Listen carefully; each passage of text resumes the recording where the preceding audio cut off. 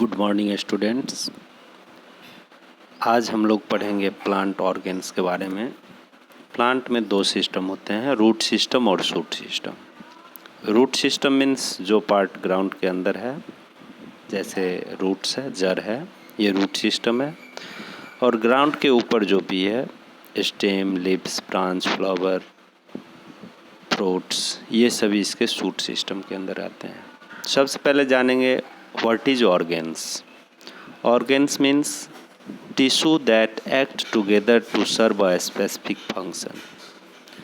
Means वह tissue का group जो एक साथ मिलकर के किसी खास काम को करते हैं, उसे हम ऑर्गेन्स कहते हैं। लिव्स में भी तीन भाग होते हैं, डर्मल, वेस्कुलर और ग्राउंड। इसी तरह स्टेम में भी तीन भाग होंगे, डर्मल, वेस्कुलर और ग्राउंड, और रूट्स के भी। इसके आगे हम लोग पढ़ेंगे अब फंक्शन ऑफ प्लांट ऑर्गेन्स। आप देख रहे हैं सबसे पहले रूट्स है, स्टेम्स है और लीव्स है। लीव्स और स्टेम के बीच में नोड्स हैं, यहीं से नए नए बर्ड्स या ब्रांचेज निकलते हैं। जहाँ नोड्स नहीं होता वहाँ से कुछ भी नहीं निकलता है, तो इसलिए देखते हैं बड़े बड़े पेड़ में बहुत दूर तक कोई ब्रांचेज, लीव्स नहीं आते हैं, क्योंकि वहाँ कोई नोड्स नहीं है। उसके बाद एक्सिलरी बर्ड है, वहाँ से जो है सो नई नई ब्रांचेज निकलते हैं। फिर एपिकल बर्ड है, टिप, वहाँ से जो है हमेशा ग्रोथ होते रहता है। अब हम लोग पढ़ेंगे लीव्स का इम्पोर्टेंट फंक्शन क्या है। सबसे ज़्यादा इम्पोर्टेंट फंक्शन है लीव्स का, ये फोटोसिंथेसिस में मदद करता है। इसके अलावा एक और काम है, जैसे ट्रांसपिरेशन में भी लीव्स का बहुत बड़ा योगदान है। दूसरा स्टेम का काम है सपोर्ट, पूरे ट्री को, पूरे प्लांट को संभाले रखता है। और दूसरा है ट्रांसपोर्ट, ये फूड मटेरियल का, इसका जो फ्लोएम होता है, वो फूड मटेरियल को ट्रांसपोर्ट करता है। और जाइलम जो है रूट से जल को डिफरेंट पार्ट तक पहुंचाता है। इसके बाद है रूट्स। तो रूट्स का फंक्शन है एंकरेज, मतलब ये जो है सो जकड़े, ज़मीन से जो है सो जकड़े रहता है, पौधे को जोड़ के रखता है। एब्जॉर्प्शन, सॉइल से जो है सो मिनरल्स और रिक्वायरमेंट्स की जो चीज़ें हैं उसको एब्जॉर्ब करता है। स्टोरेज, अगर कोई एक्स्ट्रा मटेरियल्स हैं कुछ प्लांट जैसे मूली, गाजर वगैरह में स्टोर हो जाते हैं। उसके बाद है कंडक्शन, ये कंडक्ट करने का भी काम करता है। इसके बाद हम लोग पढ़ेंगे एक एक करके। रूट्स के बारे में हम लोग पढ़ ही चुके हैं।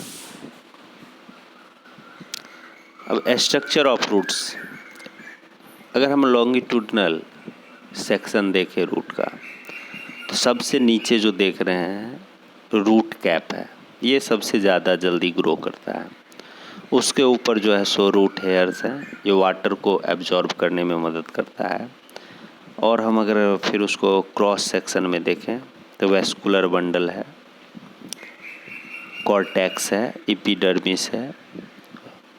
अब देखो रूट कैप में क्या होता है, जोन ऑफ सेल डिवीज़न, यहाँ सबसे जल्दी सेल डिवीज़न होते रहता है, इसलिए ये सबसे जल्दी ग्रो करते रहता है। Zone of cell elongation, cell division के साथ साथ यहाँ का जो सेल है वो जल्दी से ग्रो करता है, लंबा होता है। जोन ऑफ मैचुरेशन, और जब वो बड़ा हो जाएगा धीरे धीरे मैच्योर हो जाएंगे। अब हम लोग देखेंगे वेस्कुलर बंडल में जो है सो देखते हैं, इसमें जाइलम और फ्लोएम दिख रहा है। जाइलम और phloem, cortex, epidermis, root hair. Xylem के बारे में बता ही दिए हैं, ये वाटर और मिनरल्स को डिफरेंट पार्ट्स तक पहुंचाता है। फ्लोएम, इसमें जाइलम में जो है सो अधिकतर जो सेल्स होते हैं वो नॉन लिविंग होते हैं। और फ्लोएम का काम है फूड को लीफ से डिफरेंट पार्ट तक पहुंचाना। और इसके जो सेल होते हैं, मोस्ट ऑफ द सेल जो है सो लिविंग होते हैं।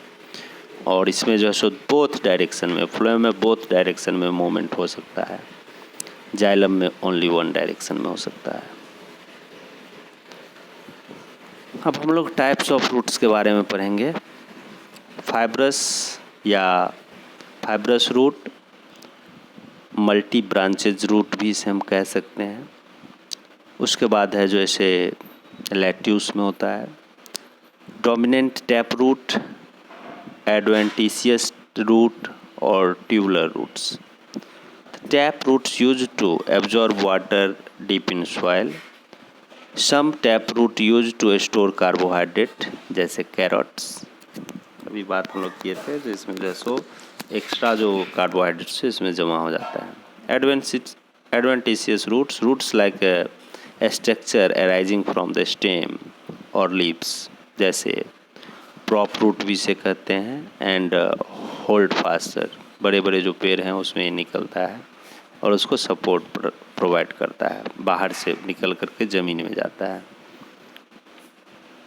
और ट्यूबुलर रूट्स में क्या है, swollen structure of the fibrous root used to store carbohydrate जैसे स्वीट पोटैटो। बाकी हम लोग नेक्स्ट चैप्टर में पढ़ेंगे। धन्यवाद।